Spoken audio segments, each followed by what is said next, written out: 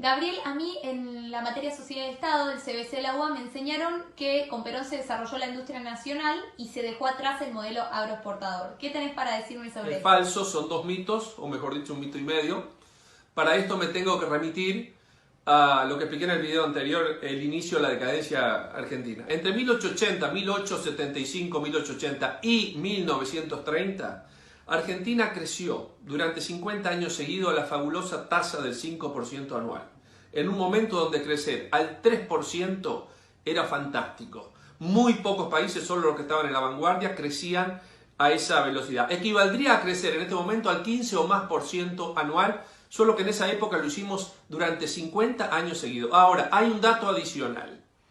El dato adicional es que en ese periodo de tiempo el agro creció al 3,7, lo que era muchísimo, lo que era espectacular. Y la industria creció al 5,7, mucho más que el agro, lo cual desmiente aquello de modelo agroexportador.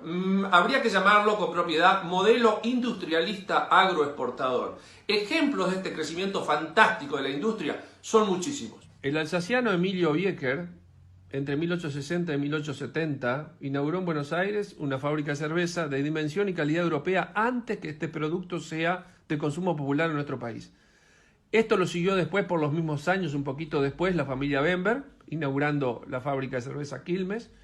Y lo mismo hicieron muchas familias alemanas en el sur de Santa Fe, iniciando una tradición que sigue hasta nuestros días. Otro personaje, Melville Bagley, todos recordaremos este apellido. Durante el gobierno de Mitre fabricó el primer producto inscripto en el registro de patentes y marcas en nuestro país, la esperidina. Y más tarde incursionó en la industria alimenticia gracias a una eliminación de impuestos para importar máquinas para hacer galletitas. Su primera galletita fue Lola, que tuvo mucho éxito y además era usada en hospitales y sanatorios. Cuando alguien palmaba, los enfermeros solían decir, este no quiere más Lola, y de ahí quedó la frase. Otras galletitas de esta empresa, Melliza, Rumba, Amor, Criollitas, Rex, Traviata, en fin, muchísimas. La familia Noel, en el año 45, arrancó con el sol, era época de rosas, y a su empresa de dulces, chocolates, etc. iba a comprar Manuelita Rosas, pero en el 65 esta empresa se transformó en la empresa Noel, primera fábrica argentina de dulces y chocolate de dimensiones. Estuvo vigente durante un siglo y medio con mucho éxito y fue líder en Latinoamérica. En 1883, Tiburcio Venegas fundó la bodega El Trapiche. Ya el vino se fabricaba hacía mucho tiempo, pero esta bodega fue un salto cualitativo, convirtiéndose en una de las personalidades más importantes en la vitivinicultura argentina, junto con dos personas, Agoston Arasti de California y Silvestre Ochagavía en Chile. Desde 1853, fecha de nuestra Constitución Nacional, los nuevos emprendimientos industriales vinculados directamente a la producción rural, como frigoríficos, industria bodeguera, azucarera y lechera. Me voy a referir a una sola, la industria lechera. Las pequeñas industrias elaboradoras y comercializadoras de productos derivados de la leche prosperaban imparables. Un ejemplo, 1855 aparece Mañasco Hermanos. Un poco más tarde, solo una explosión alrededor de las estaciones de tren. Por ejemplo, los suecos de Benzoni, la Escandinavia, la Delicia, en las estaciones Gándara, Jepener y Florencio Varela respectivamente. Italianos como Rinaldini en la estación Marcos Paz. Ingleses como Coan o Mahon en la estación Altamirano. Daneses como Larsen y Oysen en la estación Chascomús. Argentinos como Jorge Guerrero en la estación Guerrero. O La Martona en Vicente Casares entre Montegrande y Cañuelas. En 1884...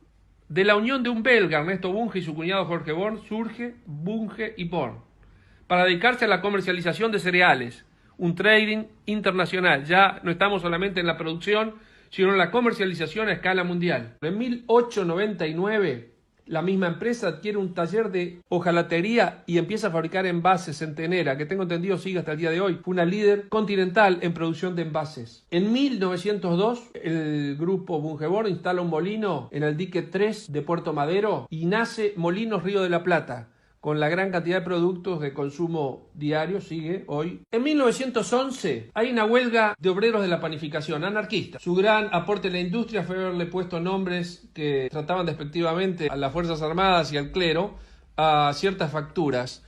Entonces, los cañoncitos, los vigilantes, bola de fraile, suspiro de monja, etc. Bueno, Torcuato Di Tella se cansó de estas huelgas, tenía una panadería e inventó una máquina amasadora de pan. Fue tal su éxito nacional e internacional que tuvo que hacer una industria para fabricar esa máquina amasadora de pan. Se llamó Sección Industrial Amasadoras Mecánicas, SIAM. Empezó fabricando máquinas amasadoras, siguió fabricando heladeras, cocinas, autos, motos, etcétera, etcétera. La empresa SIAM es una metáfora de lo que no debe hacerse. Surgió en un país libre y empezó a decaer en un país con industria protegida. Los hijos de Torcuato Di Tella mordieron el anzuelo. La empresa quebró en 1972 y los hijos se reciclaron como políticos, uno en el gobierno de Menem y otro en el gobierno de los Kirchner. Otros ejemplos. Bartolomé Long inventó en 1875 la desgranadora argentina en Colonia Hessler, Santa Fe. En 1917 aparece la primer cosechadora autopropulsada del mundo. La inventó José Frick en Pigüé. Suele decirse que la primer cosechadora autopropulsada del mundo fue la Rotaña, que en realidad fue creada 10 años después. Es verdad que la Rotaña estuvo mejor protegida por patentes y atrás de esa cosechadora autopropulsada después surgió una fábrica. En 1878 Nicolás Schneider fabrica el primer arado en Esperanza. Jacobo Pauser, un alemán, en 1867 creó un emporio de artes gráficas y puso a la actividad editorial argentina en la cima de Iberoamérica por mucho tiempo en esta cuestión. En 1870 Sebastián Bianchetti se hizo presente con sus famosas balanzas que los que tenemos ciertos años hemos visto en los comercios. Pequeñas industrias de cerilla de fósforo prosperaban en Barraca y de la unión de 3 de ellas nació en 1889. Surge de estas empresas de cerilla la Compañía General de Fósforo que continúa hasta nuestros días. Empresarios. Teníamos tremendos empresarios como Ernesto Torquins, que invirtieron e impulsaron no solamente pueblos y ciudades como la que lleva su nombre, sino que invirtieron en empresas como la Fundición Zamboni, los astilleros de Berisso, Cerámica Ferrum, Tamet y San Cicena, entre otros emprendimientos. En 1886 lo vemos a este Torquins invirtiendo en ferrocarriles en el norte de Santa Fe, cuando recién llegaban los primeros colonos y empezaba a poblarse la zona. Y también invirtiendo en la exploración y explotación de petróleo en 1886, 87, 88. En 1860, el austrohúngaro Nicolás Mijánovich inicia un imperio naviero que después continúa Dodero. En ese momento teníamos un imperio naviero. Hoy en día la mayor parte de la flota fluvial que transporta por el Paraná está en manos de empresarios paraguayos, porque no se puede competir con los costos argentinos, los impuestos argentinos